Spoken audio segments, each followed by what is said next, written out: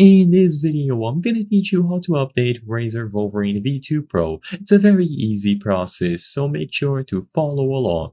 For you to update your Razer Wolverine V2 Pro controller, you will have to download the latest version of the Razer software. So, to my knowledge, you can only do this on a PC or laptop. Sadly, even though the controller is compatible with the PlayStation consoles, I don't believe you can update it through a PlayStation console. So to do this, like I said, go over to the Razer website. In there, you will be able to browse through various options and download Razer Synapse. So when you arrive here, you will be able to hover over the top and choose the option to download the software. So click on PC, Software, and then Razer Synapse. You can download the other stuff, but the most important one is going to be Razer Synapse. If you already have an older version of Synapse, it should work, but the latest one is going to be Razer Synapse 4, so just download either versions. When you download Razer Synapse, you might have to sign into your Razer account to open it up and start updating not only the Razer Wolverine V2 Pro, but any other software that you might have.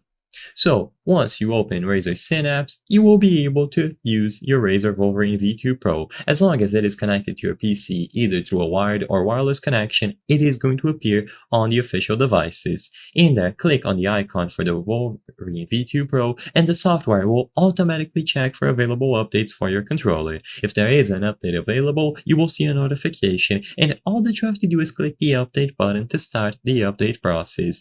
This may take a couple of minutes to finish, and once it is done, you will be able to use your Razer Wolverine V2 Pro on the latest firmware. It is going to work flawlessly on your PC and also your PlayStation consoles. So all that you have to do is download Razer Synapse, connect your controller to your PC while Synapse is open, and it is not only going to detect the controller automatically, but also check for updates, so you don't even have to worry.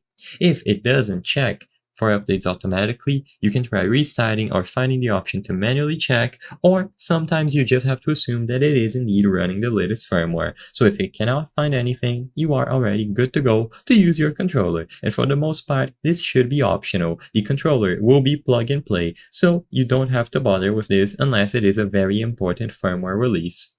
I hope I was able to help you on how to update Razer Wolverine V2 Pro. If this video helped you, please be sure to leave a like and subscribe for more very easy tips. Thank you for watching.